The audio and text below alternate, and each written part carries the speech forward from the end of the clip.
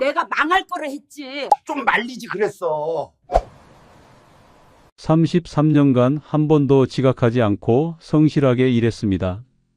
그 대가로 받은 퇴직금으로 모텔을 샀고 3년 만에 3억을 날렸습니다. 지금 저는 65세, 백수로 하루하루 버티며 살고 있습니다. 전국 어디서나 볼 수 있었던 형광 간판이 하나둘 꺼지고 있습니다. 한때 불황을 모르는 황금 업종으로 불렸던 모텔이 10년 사이 1만 개나 사라졌습니다. 2014년 4만 개에 달하던 모텔은 2023년 3만 개로 급감했고 지금도 매년 수백 개씩 문을 닫고 있습니다. 문제는 폐업 속도만이 아닙니다. 문을 닫은 건물들은 인수자를 찾지 못한 채 방치되고 한때 번화했던 거리는 빈 건물로 가득 차고 있습니다. 퇴직금을 모두 쏟아부었던 자영업자들은 빚만 남긴 채 떠나고 그 자리엔 침묵만이 남았습니다. 여러분, 혹시 퇴직 후 모텔 창업을 생각하고 계신가요? 제 이야기를 끝까지 들어주신다면 여러분의 소중한 노후 자금을 지킬 수 있을 겁니다. 시청 전에 구독과 좋아요를 눌러주시면 여러분의 미래를 지키는 행운이 찾아올지도 모릅니다. 제 이름은 김철수, 2017년 당시 62세였습니다. 경기도 부천에 있는 중소기업 자동차 부품 공장에서 생산관리팀장으로 일했습니다. 1984년 29살에 입사해서 33년을 한 회사에서 근무했습니다. 한 번도 지각한 적 없고 연차도 거의 쓰지 않았습니다. 성실함 하나만큼은 누구에게도 지지 않는다는 자부심이 있었습니다. 매달 월급날이면 통장에 찍히는 작은 숫자들이 쌓여 적금이 되었고 그렇게 33년을 살았습니다. 2017년 11월 어느 날 공장장이 전 직원을 모아놓고 말했습니다. 여러분 죄송합니다. 회사가 더 이상 버티기 어렵습니다. 12월 말로 공장을 폐쇄하기로 했습니다. 청천벽력 같은 소식이었습니다. 중국산 저가 부품들이 밀려 들어오면서 회사가 적자를 면치 못한다는 것은 알고 있었지만 설마 문을 닫을 줄은 몰랐습니다. 아직 정년까지 3년이나 남았는데 말입니다. 집에 돌아와 아내에게 말했습니다. 여보, 회사가 문을 닫는데. 아내는 잠시 놀란 표정을 짓더니 이내 차분하게 말했습니다. 당신 어차피 몇 년 후면 정년퇴직이었잖아요. 조금 빨라진 것뿐이에요. 퇴직금 받으면 우리 뭔가 해봐요. 평생 남의 밑에서 일만 하셨잖아요. 그 말이 제 마음을 움직였습니다. 사실 저도 언젠가 은퇴하면 작은 사업 하나 차려보고 싶다는 생각을 늘 해왔습니다. 특히 모텔은 제 주변 지인들 사이에서 괜찮은 투자처로 소문이 나 있었습니다. 12월 말 퇴직금 2억 원을 받았습니다. 33년 동안 한 번도 건드리지 않고 모은 적금까지 합하면 1억 원이 더 있었습니다. 총 3억 원이라는 돈이 생긴 것입니다. 우리 부부에게는 평생 모은 전 재산이었습니다.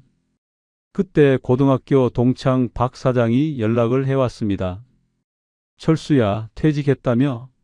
나 모텔 하는데 진짜 괜찮아. 월 1,000만 원은 그냥 들어와. 너도 한번 해봐. 박 사장은 2010년에 모텔을 시작해서 꽤 잘 되고 있다고 했습니다. 새 차도 바꾸고 해외여행도 자주 간다는 얘기를 들으니 솔직히 부러웠습니다. 여보, 우리 모텔 한번 해볼까요? 박 사장 말로는 불황도 없고 손님도 꾸준하다던데요. 아내도 동의했습니다. 모텔이면 우리가 직접 뛰어다니지 않아도 되잖아요. 직원 고용하고 관리만 잘하면 되니까 당신 나이에도 할 만할 것 같아요. 그렇게 우리 부부는 모텔 창업을 결심했습니다.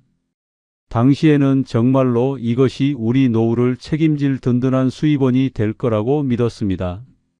2018년 1월부터 본격적인 준비에 들어갔습니다. 그런데 사실 그때는 몰랐습니다. 제가 뛰어든 시장이 이미 무너지기 시작했다는 것을요. 한국의 모텔 산업은 1988년 서울 올림픽 이후 급성장했습니다. 정부가 외국인 관광객을 수용하기 위해 기존 여관들을 파크텔로 개조했고, 올림픽이 끝난 후 이것들이 모텔로 전환되면서 새로운 산업이 탄생했습니다. 1990년대부터 2000년대 중반까지 모텔은 진짜 황금 업종이었습니다. 젊은 커플들에게 둘만의 공간이 절실히 필요했던 시대였습니다.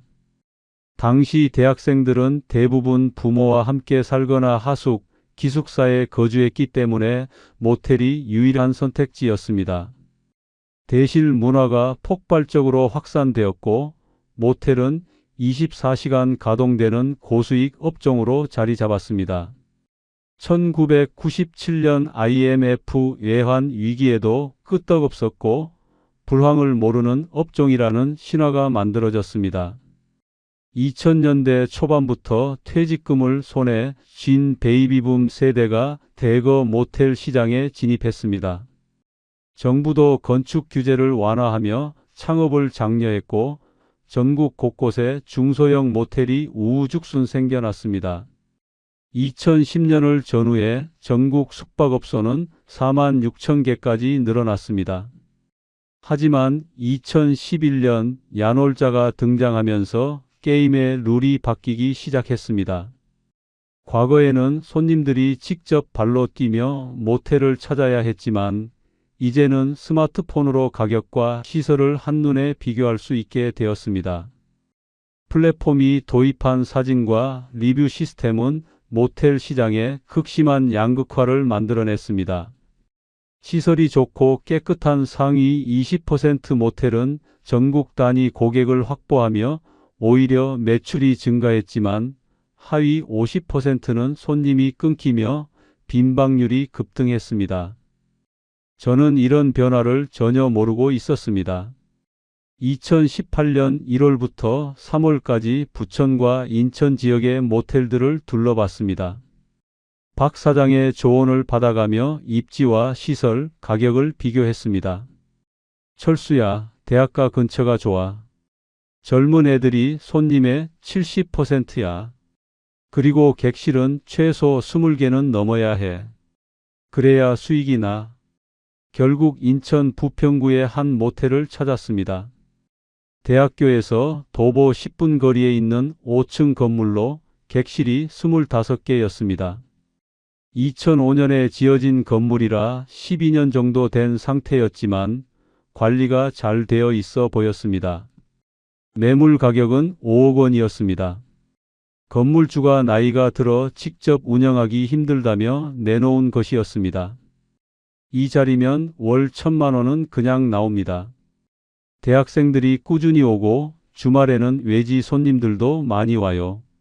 제가 10년 넘게 운영했는데 적자 본 적 한 번도 없어요. 건물주의 말에 혹했습니다. 객실을 하나씩 둘러봤는데 깔끔하게 정돈되어 있었습니다. 침대, TV, 에어컨, 욕실 등 기본적인 시설은 다 갖춰져 있었습니다. 여보, 이 정도면 괜찮은 것 같아요. 아내도 만족스러워 했습니다. 문제는 자금이었습니다. 매물 가격 5억 원에 리모델링 비용까지 고려하면 최소 6억 원은 필요했습니다. 퇴직금 2억 원과 적금 1억 원으로는 부족했습니다. 은행에 가서 대출을 신청했습니다.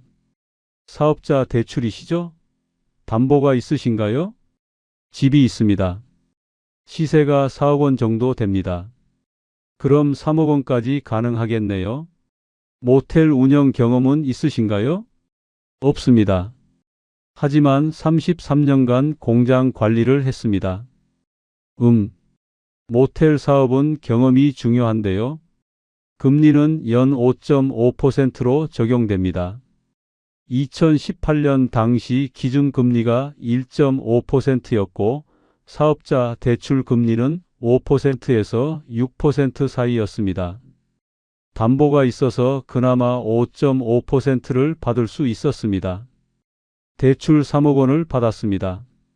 퇴직금 2억 원, 적금 1억 원, 대출 3억 원으로 총 6억 원을 마련했습니다. 여기서 모텔 매입에 5억 원, 리모델링에 1억 원을 쓰기로 했습니다. 2018년 5월 드디어 계약을 했습니다. 그리고 6월부터 7월까지 2개월간 리모델링을 진행했습니다. 벽지를 새로 바르고 침구를 전부 교체하고 욕실 타일을 새로 했습니다. 1층 로비도 깔끔하게 인테리어를 바꿨습니다. 당신 정말 멋있어요. 이제 우리도 사장님이네요. 아내가 눈물을 글썽이며 말했습니다. 저도 가슴이 벅차올랐습니다. 33년 동안 남의 밑에서 일만 했는데 이제 드디어 제 사업을 갖게 된 것입니다. 상호는 블루스카이 모텔로 정했습니다. 간판도 새로 달고 8월 1일 재오픈 행사를 했습니다. 가족들이 모두 모여 축하해 줬습니다. 아버지 정말 멋있어요. 꼭 성공하실 거예요. 아들의 응원에 힘을 얻었습니다. 직원은 기존에 일하던 청소 아주머니 2명과 카운터 직원 1명을 그대로 고용했습니다. 저는 전체적인 관리를, 아내는 회계와 예약 관리를 맡기로 했습니다. 재오픈 첫 주 생각보다 손님이 많이 왔습니다. 리모델링으로 깔끔해진 객실 사진을 야놀자와 여기어때에 올렸더니 예약이 꽤 들어왔습니다. 평일에는 객실의 60%, 주말에는 90%가 찼습니다. 여보, 첫 주에 이 정도면 대박 아니에요? 아내가 신이 나서 말했습니다. 아직 몰라요. 앞으로 더 지켜봐야죠. 겸손하게 말했지만 속으로는 저도 기대가 컸습니다. 8월 한 달 매출을 정산해 봤습니다. 대실 손님과 숙박 손님을 합쳐 총 매출이 2,800만 원이 나왔습니다. 여기서 직원 인건비 400만 원, 공과금과 관리비 200만 원, 청소용품과 침구 교체 비용 200만 원, 대출 이자 140만 원을 빼니 순수익이 1,800만 원 정도 남았습니다. 여보, 이 정도면 정말 잘 되는 거예요. 계산을 하고 나니 더욱 신이 났습니다. 월 1,800만 원이면 연 2억 원이 넘는 수익입니다. 이 정도면 3년이면 투자금을 회수하고도 남을 것 같았습니다. 9월에는 개강 시즌이라 더 바빴습니다. 근처 대학교 신입생들이 MT 뒤풀이로 많이 찾아왔고 대실 손님도 늘어났습니다. 매출이 3,200만 원을 기록했습니다. 사장님, 여기 진짜 깨끗하네요. 다음에 또 올게요. 한 손님의 칭찬에 기분이 날아갈 것 같았습니다. 10월과 11월도 비슷한 매출이 이어졌습니다. 야놀자에서 리뷰 점수가 4.5점을 유지하면서 예약이 꾸준히 들어왔습니다. 특히 주말에는 거의 만실을 기록했습니다. 단골 손님들도 생기기 시작했습니다. 한 달에 2~3번씩 오는 커플들이 있었고 사장님, 여기가 제일 좋아요라는 말을 들을 때마다 뿌듯했습니다. 12월에는 송년 시즌으로 더욱 바빴습니다. 크리스마스와 연말에는 예약이 꽉 찰 정도였습니다. 한 해를 마무리하며 매출을 정산해 보니 8월부터 12월까지 5개월간 총 1억 5천만 원의 매출의 순수익이 9천만 원이었습니다. 여보, 우리 정말 잘 되는 것 같아요. 이대로만 가면 2년이면 투자금 다 회수해요. 아내와 저는 매일 밤 행복한 고민을 했습니다. 수익금을 어디에 재투자할지, 언제쯤 새 차를 살지, 이런 이야기들이 즐거웠습니다. 2019년 1월 새해를 맞으며 더욱 큰 계획을 세웠습니다. 옥상에 루프탑 바를 만들어 차별화를 하면 어떨까? 커플 이벤트를 기획하면 어떨까? 이런 아이디어들이 쏟아졌습니다. 당신, 우리 정말 사업가 체질인가 봐요. 33년 동안 회사 다닌 게 아까울 정도예요. 아내의 말에 저도 웃었습니다. 정말 그랬습니다. 모텔 운영이 이렇게 쉽고 재미있을 줄 몰랐습니다. 직원들만 잘 관리하면 크게 손쓸 일도 없었고 매일 밤 예약 현황을 확인하는 것만으로도 즐거웠습니다. 2월과 3월도 좋은 매출이 이어졌습니다. 겨울 방학 시즌이 끝나고 봄 학기가 시작되면서 대학생 손님들이 다시 돌아왔습니다.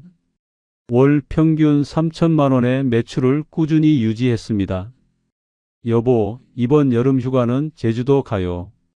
이제 우리도 여유가 생겼잖아요. 5개월간 쉬지 않고 일한 아내를 위해 휴가를 계획했습니다. 직원들에게 맡기고 일주일 정도 여행을 다녀오기로 했습니다. 그때까지만 해도 우리는 몰랐습니다. 이것이 마지막 행복한 시간이 될 거라는 것을요. 2019년 4월 처음으로 이상한 조짐이 나타났습니다. 매출이 2,500만 원으로 떨어진 것입니다. 전달보다 500만 원이나 줄었습니다. 왜 갑자기 손님이 줄었을까? 주말 예약률도 80% 수준으로 떨어졌습니다. 카운터 직원에게 물어봤습니다. 사장님, 요즘 손님들이 가격을 많이 따지세요. 옆 동네에 새로 생긴 모텔이 더 싸다고 그쪽으로 많이 가는 것 같아요. 알아보니 2km 떨어진 곳에 신축 모텔이 3월에 오픈했습니다. 객실이 30개로 저희보다 크고 시설도 최신식이었습니다. 게다가 오픈 이벤트로 대시를 3만 원에 제공하고 있었습니다. 저희는 4만 원이었습니다. 여보, 우리도 가격을 내려야 할까요? 아직은 아닌 것 같아요. 일시적인 현상일 거예요. 저쪽 이벤트 끝나면 다시 손님 올 거예요. 하지만 5월에도 매출은 회복되지 않았습니다. 오히려 2,300만 원으로 더 떨어졌습니다. 야놀자 플랫폼에서 저희 모텔 순위가 밀려난 것도 원인이었습니다. 사장님, 광고 상품을 구매하시면 상위 노출이 가능합니다. 월 200만 원입니다. 야놀자 영업 담당자가 전화를 했습니다. 200만 원이요? 너무 비싼 거 아닌가요? 요즘은 광고 안 하면 손님 받기 어렵습니다. 주변에 모텔이 너무 많아서요. 고민 끝에 광고를 신청했습니다. 월 200만 원이 추가 비용으로 나가기 시작했습니다. 6월 매출이 2,500만 원으로 조금 회복되었습니다. 광고 효과가 있는 것 같았습니다. 하지만 순수익을 계산해 보니 광고비 때문에 이전보다 줄어들었습니다. 더 큰 문제는 다른 곳에서 시작되고 있었습니다. 바로 대학생 손님들의 감소였습니다. 카운터 직원이 말했습니다.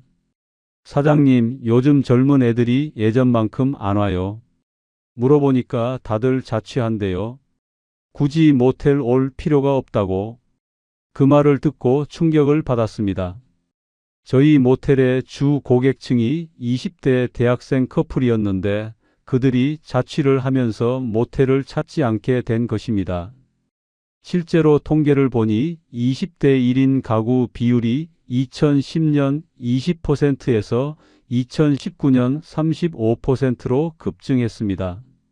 원룸과 오피스텔이 대학가 주변에 대거 공급되면서 자취가 보편화된 것입니다. 과거에는 대학생들이 부모와 함께 살거나 하숙, 기숙사에 살았기 때문에 연인을 만날 공간이 모텔밖에 없었습니다. 하지만 이제는 집으로 초대하면 되니까 굳이 비용을 들여 모텔을 갈 이유가 없어진 것입니다. 7월과 8월 여름방학 시즌에는 조금 나아질 거라 기대했습니다. 하지만 매출은 2천만 원대로 떨어졌습니다. 외지 여행객들을 기대했지만 그들은 펜션이나 호텔을 선호했습니다. 왜 우리 모텔은 안 오는 거지? 리뷰를 살펴보니 답이 있었습니다. 시설은 괜찮은데 모텔 특유의 느낌이 있어서 가족 여행으로는 비추천합니다. 친구들이랑 여행 왔는데 모텔은 좀 그렇네요. 다음엔 호텔로 갈게요. 모텔은 여전히 대실의 이미지에서 벗어나지 못했고 여행 숙박시장 진입에는 실패한 것입니다. 9월 개강 후에도 상황은 나아지지 않았습니다. 대학생 손님이 확실히 줄었고 주말 예약률도 70% 수준에 머물렀습니다. 첫 적자가 발생한 것도 이때였습니다. 9월 매출이 1,800만 원에 그쳤고 여기서 각종 비용을 빼니 적자 200만 원이 발생했습니다. 여보, 이번 달은 운이 없었던 거예요. 다음 달부터 다시 좋아질 거예요. 아내를 안심시켰지만 속으로는 불안했습니다. 10월에도 매출은 2천만 원을 넘지 못했습니다. 주변에 또 다른 신축 모텔이 오픈하면서 경쟁이 더욱 치열해졌습니다. 가격 경쟁도 시작되었습니다. 대실 가격을 3만 5천 원으로 낮췄지만 손님은 크게 늘지 않았습니다. 이대로는 안 되겠어요. 뭔가 해야 해요. 리모델링을 한 지 1년밖에 안 됐지만 벌써 시설이 낡아 보인다는 리뷰가 나오기 시작했습니다. 신축 모텔들의 최신 시설과 비교되면서 상대적 박탈감을 느끼는 손님들이 늘어난 것입니다. 11월과 12월 매출은 계속 2천만 원 선에서 맴돌았습니다. 2019년 한 해를 마무리하며 정산을 해보니 8월부터 12월까지 5개월간은 좋았지만 2019년 전체로는 순수익이 3천만 원 정도에 그쳤습니다. 당신 작년에는 5개월에 9천만 원이었는데 올해는 1년에 3천만 원이에요. 이게 말이 돼요? 아내가 걱정스럽게 물었습니다. 일시적인 거예요. 내년에는 다시 좋아질 거예요. 저는 그렇게 믿고 싶었습니다. 하지만 마음 한구석에는 불안한 그림자가 자라나고 있었습니다. 2020년이 밝았습니다. 새해에는 분명 좋아질 거라고 기대했습니다. 하지만 1월과 2월 매출은 여전히 2천만 원대에 머물렀습니다. 그리고 3월 재앙이 시작되었습니다. 코로나19였습니다. 처음에는 그저 중국에서 시작된 전염병 정도로 생각했습니다. 하지만 2월 말부터 국내 확진자가 폭증하기 시작했고 3월 중순부터 사회적 거리두기가 시행되었습니다. 모텔 영업도 제한되나요? 보건소에 문의했더니 숙박업은 필수 업종이라 영업은 가능하지만 방역 지침을 철저히 지켜야 한다고 했습니다. 객실마다 소독을 강화하고 출입자 명부를 작성해야 했습니다. 문제는 손님이었습니다. 3월 매출이 1,200만 원으로 폭락했습니다. 사람들이 외출을 자제하면서 모텔 이용이 급감한 것입니다. 특히 대학교가 온라인 수업으로 전환되면서 대학생 손님이 완전히 사라졌습니다. 4월은 더 심각했습니다. 매출이 800만 원에 그쳤습니다. 하지만 고정비는 그대로 나갔습니다. 직원 인건비, 대출 이자, 공과금, 관리비를 합치면 매달 900만 원이 들어갔습니다. 여보, 이번 달 100만 원 적자예요. 말문이 막혔습니다. 5월 정부에서 소상공인 지원금을 발표했습니다. 1인당 100만 원씩 지급한다고 했습니다. 신청했지만 이것만으로는 턱없이 부족했습니다. 6월과 7월도 매출은 1천만 원을 넘지 못했습니다. 적자가 계속 쌓여갔습니다. 대출 이자를 내기도 벅찼습니다. 여보, 직원들 급여를 좀 줄여야 할 것 같아요. 그래도 그 사람들도 먹고 살아야 하는데. 고민 끝에 청소 아주머니 한 분을 내보냈습니다. 그분이 우는 모습을 보는 것이 너무 힘들었습니다. 8월 거리두기가 조금 완화되면서 매출이 1,500만 원으로 회복되었습니다. 잠깐 희망을 가졌지만 그것도 잠시였습니다. 9월부터 2차 대유행이 시작되면서 다시 거리두기가 강화되었습니다. 매출은 다시 1천만 원 아래로 떨어졌습니다. 이때쯤 주변 모텔들도 하나둘 문을 닫기 시작했습니다. 2km 떨어진 신축 모텔도 6개월 만에 폐업했습니다. 건물주가 대출을 감당하지 못했다는 소문이었습니다. 우리는 그래도 건물이 우리 거니까 괜찮아요. 조금만 버티면 돼요. 아내를 위로했지만 사실 저도 자신이 없었습니다. 10월 드디어 대출 이자를 연체하게 되었습니다. 은행에서 전화가 왔습니다. 고객님, 이번 달 이자 납부가 안 되었는데요. 죄송합니다. 코로나 때문에 사업이 어려워서 조금만 기다려 주시면. 고객님, 3개월 연체되면 연체 이자가 붙고 신용 등급이 떨어집니다. 꼭 납부해 주세요. 적금을 깨서 이자를 냈습니다. 33년 동안 모은 적금이 하나씩 사라지는 것이 너무 고통스러웠습니다. 11월과 12월 매출은 계속 1천만 원대에 머물렀습니다. 2020년 한 해를 정산해 보니 누적 적자가 5천만 원에 달했습니다. 여보, 이러다가는 우리 망해요. 아내가 울먹이며 말했습니다. 코로나만 끝나면 다시 좋아질 거요. 조금만 더 버텨봐요. 하지만 코로나는 쉽게 끝나지 않았습니다.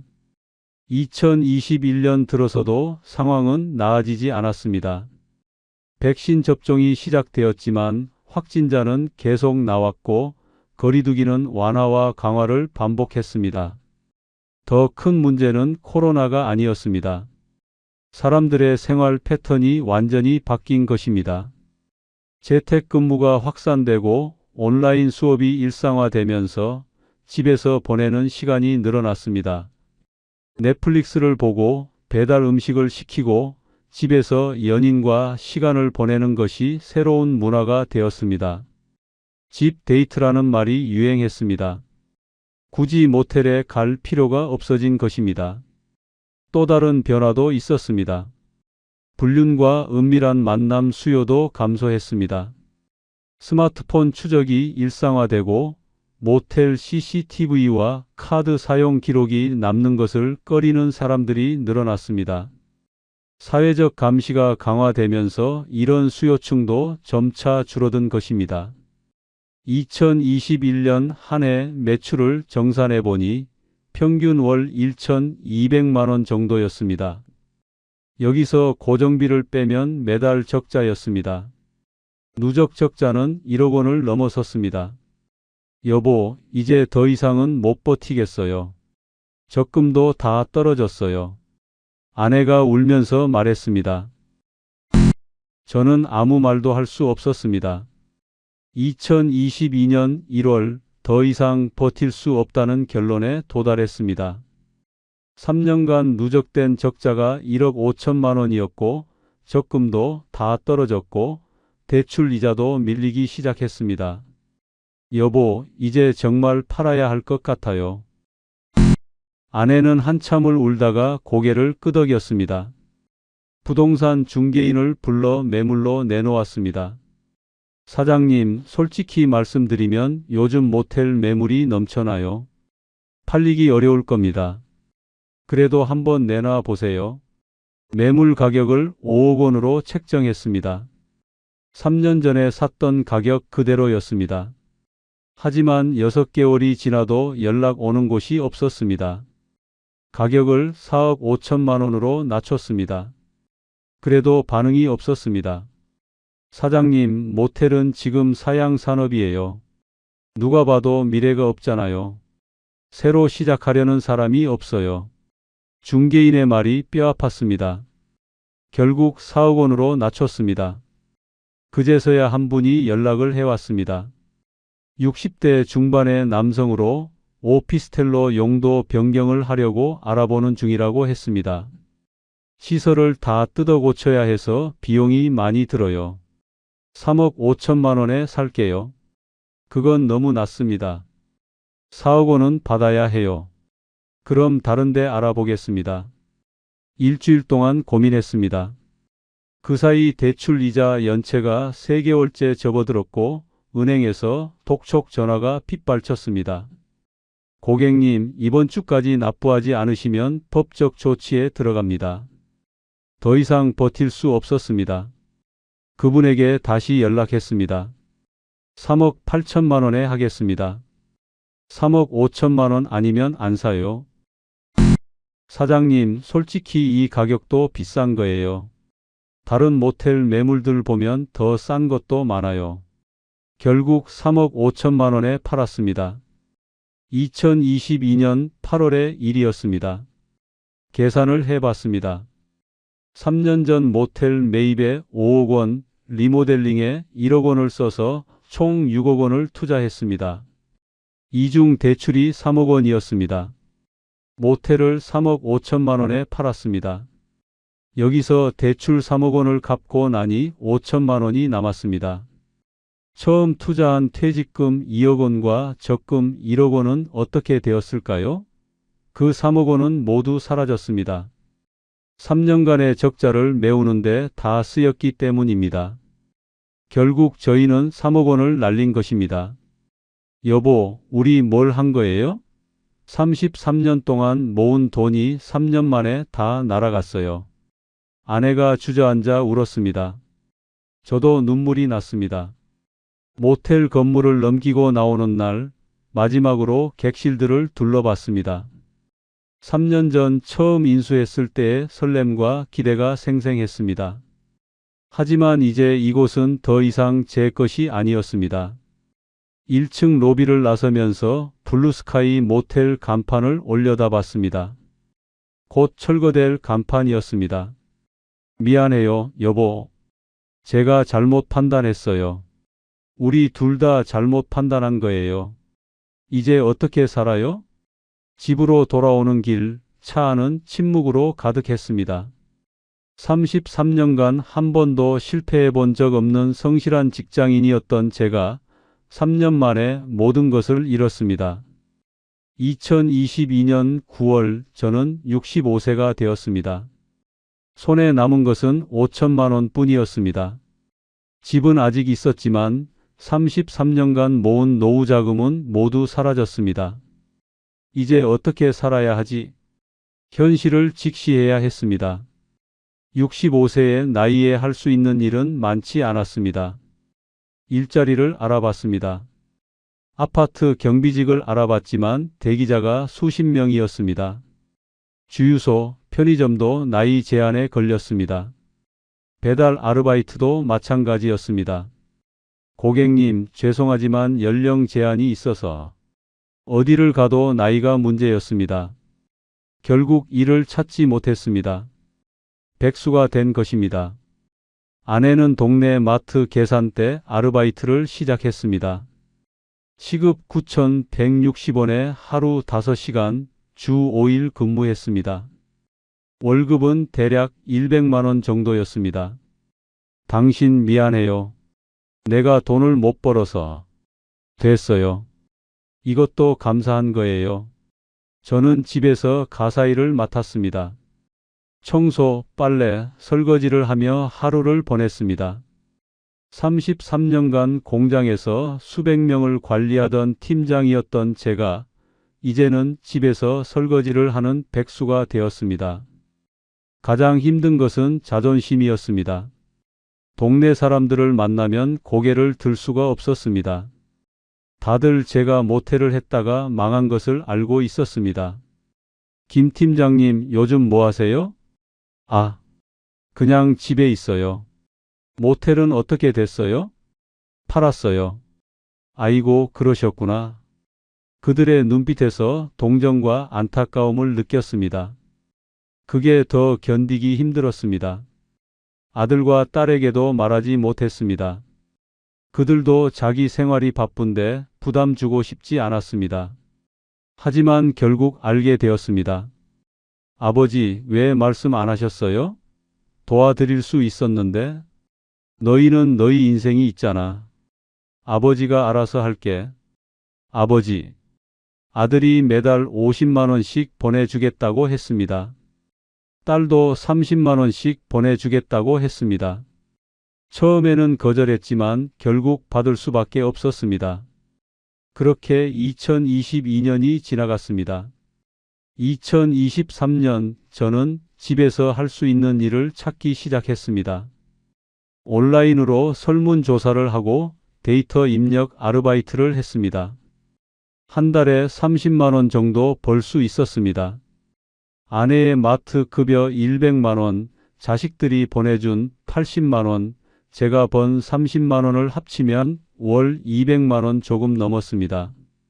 이것으로 생활비와 공과금을 냈습니다. 저축은 꿈도 꿀 수 없었습니다. 손에 남은 5천만 원은 비상금으로 통장에 그대로 두었습니다. 여보, 우리 앞으로 어떻게 살아야 할까요? 그냥 하루하루 버티는 거죠. 한때는 월 1천만 원 넘는 수익을 꿈꿨던 우리 부부가 이제는 월 200만 원으로 연명하는 처지가 되었습니다. 밤에 잠이 오지 않을 때면 천장을 보며 생각했습니다. 어디서부터 잘못된 걸까? 만약 모텔을 시작하지 않았다면? 만약 2019년이 아니라 2010년에 시작했다면? 하지만 후회해봤자 소용없었습니다. 이미 벌어진 일이었고 돌이킬 수 없었습니다. 2024년이 되었습니다. 저는 67세, 아내는 65세가 되었습니다. 우리는 여전히 똑같은 생활을 이어가고 있습니다. 가끔 TV에서 모텔 폐업 뉴스가 나올 때면 가슴이 아팠습니다. 저희와 같은 처지의 사람들이 전국에 수천 명이라는 사실이 위로가 되면서도 슬펐습니다. 2025년 이제 저는 68세가 되었습니다. 모텔을 시작한 지 7년 팔고 나서 3년이 지났습니다. 시간이 지나면서 조금씩 마음이 정리되었습니다. 그리고 깨달았습니다. 제가 왜 실패했는지를요. 첫 번째, 저는 시장의 큰 흐름을 보지 못했습니다. 2017년에 모텔을 시작했지만 그때는 이미 모텔 산업이 하락세로 접어든 시기였습니다. 2011년 야놀자가 등장하면서 양극화가 시작되었고 2015년부터는 자취 문화 확산으로 대실 수요가 감소하고 있었습니다. 저는 친구의 성공 사례만 보고 뛰어들었습니다. 그 친구는 2010년에 시작해서 황금기를 누렸지만 저는 이미 끝물에 들어간 것이었습니다. 사양 산업에 뛰어들지 마세요. 두 번째, 저는 구조적 변화를 이해하지 못했습니다. 젊은 세대의 주거 형태가 바뀌고 있었습니다. 20대 1인 가구 비율이 급증하면서 모텔의 핵심 고객층이 사라지고 있었습니다. 이것은 일시적 현상이 아니라 비가역적 변화였습니다. 연애 공간이 필요했던 시대가 저물고 각자의 공간을 갖는 시대가 도래한 것입니다. 모텔은 자연스럽게 설 자리를 잃었습니다. 사회 구조의 변화를 읽지 못하면 개인의 노력으로는 이길 수 없습니다. 세 번째, 저는 플랫폼의 힘을 과소평가했습니다. 야놀자와 여기어때 같은 플랫폼이 시장을 지배하면서 개별 모텔의 경쟁력은 크게 약화되었습니다. 광고비와 수수료가 수익을 잠식했고 리뷰 점수에 따라 생사가 갈렸습니다. 12년 된 중고 모텔로는 신축 모텔들과 경쟁할 수 없었습니다. 끊임없는 시설 투자가 필요했지만 그럴 여력이 없었습니다. 플랫폼 시대에는 개인 사업자가 살아남기 어렵습니다. 네 번째, 저는 고정비의 무서움을 몰랐습니다. 모텔은 손님이 없어도 매달 나가는 돈이 많았습니다.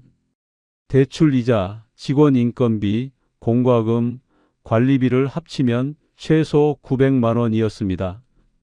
매출이 좋을 때는 문제 없지만 나빠지면 매달 적자가 쌓였습니다. 3년간 누적된 적자 1억 5천만 원은 결국 제 노후 자금을 모두 앗아갔습니다. 고정비가 높은 사업은 위기에 취약합니다. 다섯 번째, 저는 퇴직금을 한 곳에 몰빵했습니다. 33년간 모은 전 재산을 모텔 하나에 다 투자했습니다. 분산 투자를 했어야 했습니다.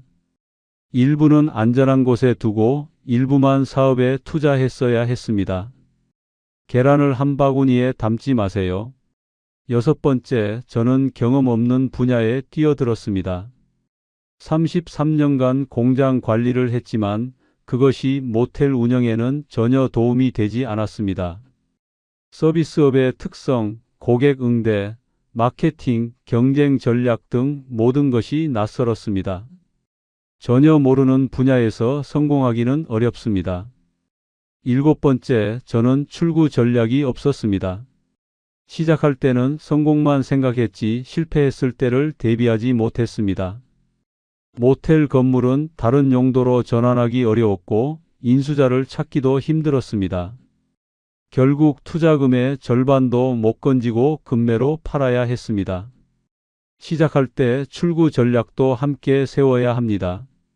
지금 저희 부부는 여전히 소박하게 살고 있습니다.